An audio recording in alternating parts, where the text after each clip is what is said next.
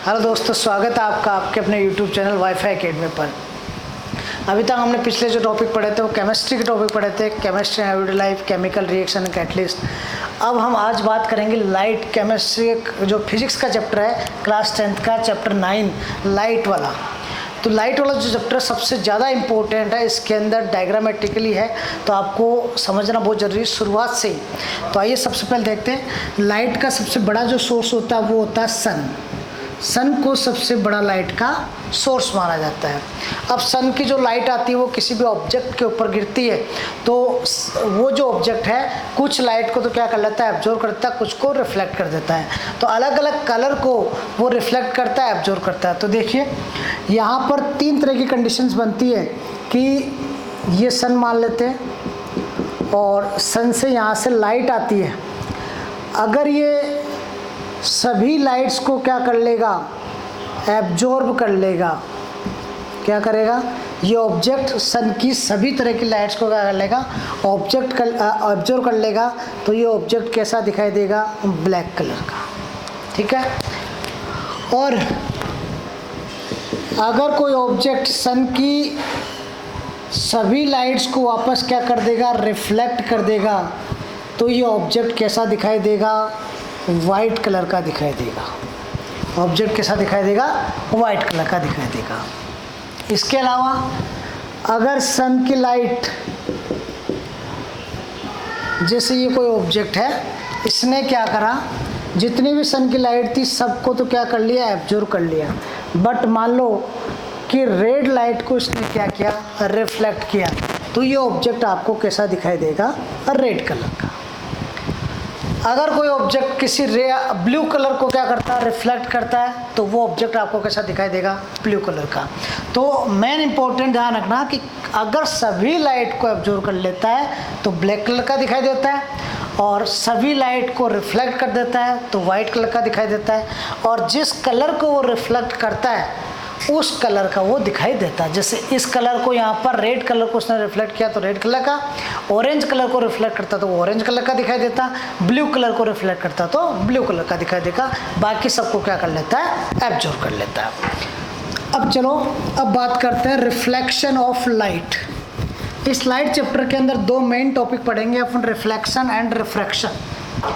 तो पहला पढ़िए reflection of light.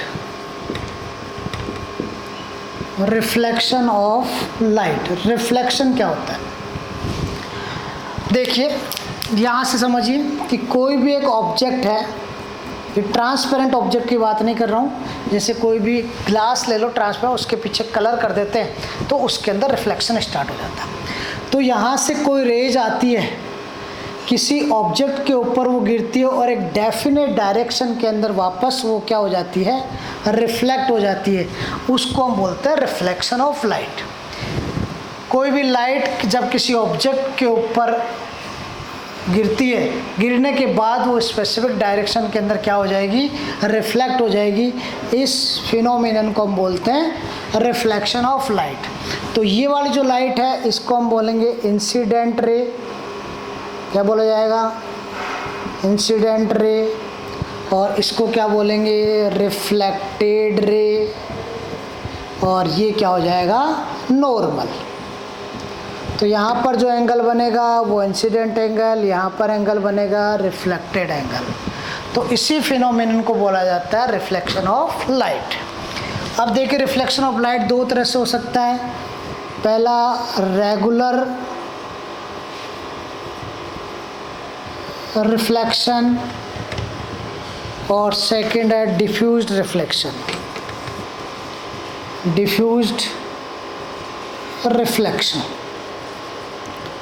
Regular reflection का मीन्स होता है, इधर देखिए कि कोई भी एक प्लेन सरफेस की बात कर रहा हूँ, प्लेन सरफेस के ऊपर रेगुलर रिफ्लेक्शन होगा। ये कौन सी है, प्लेन सरफेस है। अब क्या होता है कि प्लेन सरफेस के ऊपर जब लाइट की रेज गिरती है तो एक स्पेसिफिक डायरेक्शन के अंदर क्या होती है, वो रिफ्लेक्ट होती है। जैसे यहाँ पर ये इंसिडेंट रे इसके ऊपर गिरी और यहाँ से फिक्स्ड एंगल के अंदर क्या हो गई, रिफ्लेक्ट हो गई। ऐसे ये गिरी तो फिक्स्ड एंगल से क्या हो गई, रिफ्लेक्ट हो गई। ऐसे ही तो इट मीन्स प्लेन सरफेस के ऊपर जब लाइट की रेज गिरती है तो वो प्लेन एक स्पेसिफिक डायरेक्शन के अंदर क्या होती है, रिफ्लेक्ट होती है। इसको बोलते हैं रेगुलर रिफ्लेक्शन। डिफ्यूज रिफ्लेक्शन की बात करें तो इसके अंदर क्या होगी, जो सरफेस होती है वो प्लेन सरफेस ना होकर डिफ्यूज सरफेस होती है, ऊपर नीचे सरफेस होती है। तो इस कंडीशन के अंदर क्या होता है, यहाँ पर कोई रेज गिरती है तो वो एक फिक्स डायरेक्शन के अंदर नहीं जाकर अलग अलग डायरेक्शन के अंदर क्या हो जाती है, रिफ्लेक्ट हो जाती है। इसलिए इसको बोला जाता है डिफ्यूज्ड रिफ्लेक्शन। तो डिफ्यूज्ड रिफ्लेक्शन के अंदर क्या होता था, अलग अलग कंडीशन के अंदर वो होता था रिफ्लेक्शन। अब चलते हैं लॉज ऑफ रिफ्लेक्शन। यहाँ तक आ गया समझ में? अब देखिए लॉज ऑफ रिफ्लेक्शन की, रिफ्लेक्शन पढ़ रहे हैं तो रिफ्लेक्शन के जो लॉज है वो कौन कौन से लॉ है। तो आइए, लॉज ऑफ रिफ्लेक्शन। अभी अपन किसकी बात कर रहे हैं, रिफ्लेक्शन की बात कर रहे हैं, रिफ्रैक्शन बाद में पढ़ेंगे। रिफ्लेक्शन, तो रिफ्लेक्शन का मीन्स तो समझ गए, किसी भी एक सरफेस के ऊपर जब लाइट गिरती है तो वो जो लाइट आती है उसको इंसिडेंट रे बोलेंगे, और आफ्टर रिफ्लेक्शन वो जो जाती है उसको बोलेंगे रिफ्रैक्टेड लाइट, रिफ्लेक्टेड रे। तो लॉज ऑफ रिफ्लेक्शन यहाँ पर देखिए डायग्राम से समझाते हैं अपन कि एक हमने क्या ली, एक प्लेन सरफेस ली, जब हम इसके ऊपर लाइट गिराएंगे तो एक स्पेसिफिक डायरेक्शन के अंदर क्या होगी, ये रिफ्लेक्ट होगी।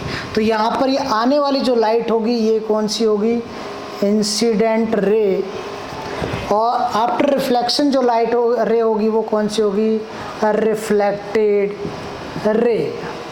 इन दोनों के बीच में जो सरफेस होती है इसको बोलते हैं हम नॉर्मल, और इंसिडेंट रे जिससे गिरेगी जो एंगल बनाएगी नॉर्मल रे के साथ में इसको बोलेंगे इंसिडेंट एंगल, और जो रिफ्लेक्टेड रे के साथ में नॉर्मल के साथ में जो बनेगा इसको बोलेंगे हम रिफ्लेक्टेड एंगल। अब देखिए लॉज ऑफ रिफ्लेक्शन, दो लॉज है इसके। पहला लॉज है incident ray, reflected ray and normal all are in same plane. तीनों सेम प्लेन के अंदर होना चाहिए। यहाँ पर देखिए प्लेन सबके लिए क्या है, मीडियम एक ही है। तो ये इंसिडेंट रे, नॉर्मल और रिफ्लेक्टेड रे तीनों क्या हुई, एक सेम प्लेन के अंदर हुई। तो ये है पहला लॉज ऑफ रिफ्लेक्शन।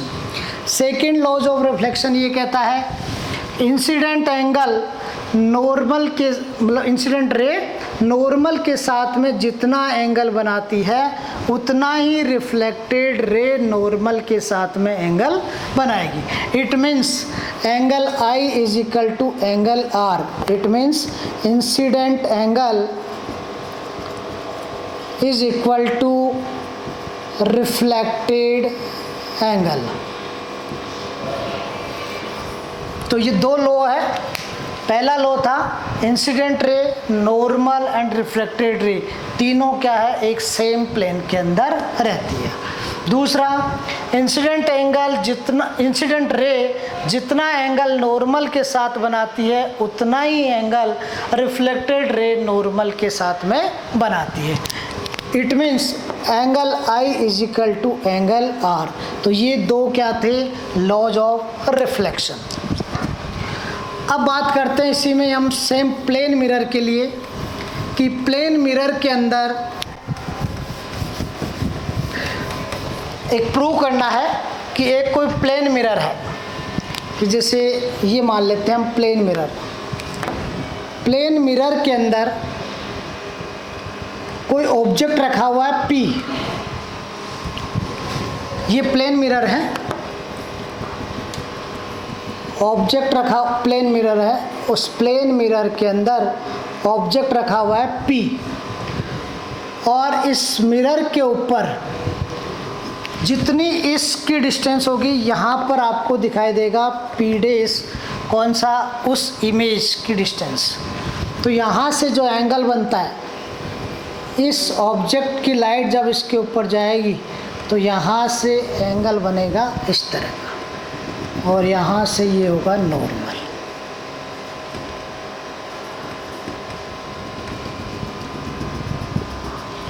तो देखिए ये पूछ क्या रहा है कि एक प्लेन मिरर के अंदर जितनी मिरर से जितनी ऑब्जेक्ट की डिस्टेंस होगी उतनी उसके अंदर किसकी डिस्टेंस होगी, इमेज की डिस्टेंस होगी।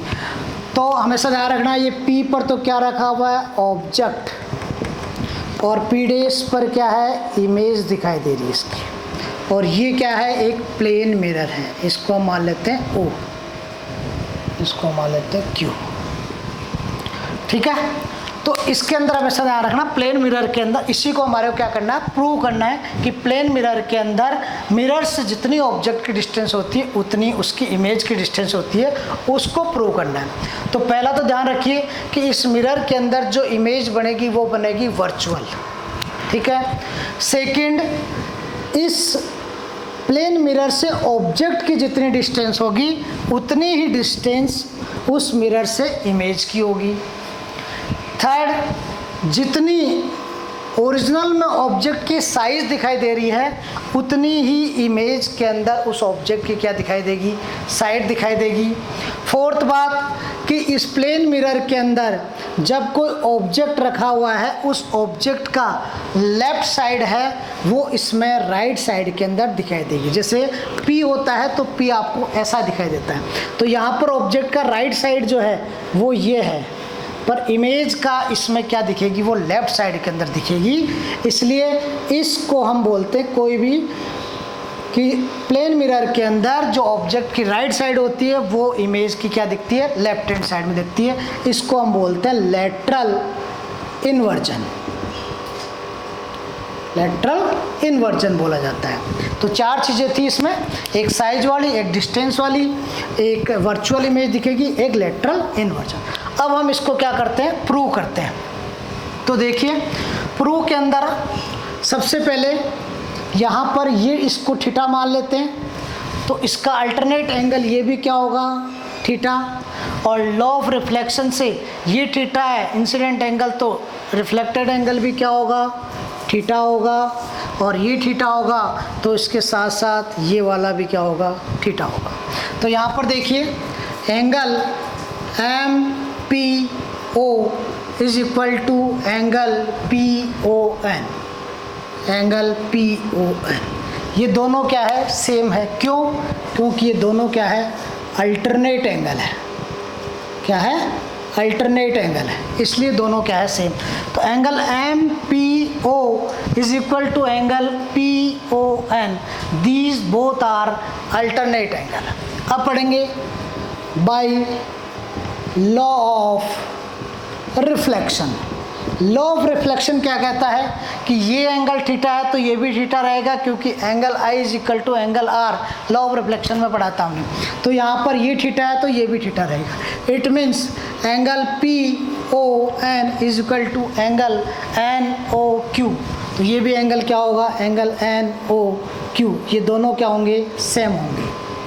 तो एंगल NOQ सेम है, तो ये जिस सरफेस के ऊपर बन रहा है यहाँ पर इसके बराबर में इस सरफेस पर ये पड़ रहा है। It means so angle NOQ is equal to angle MP'O, MP'O।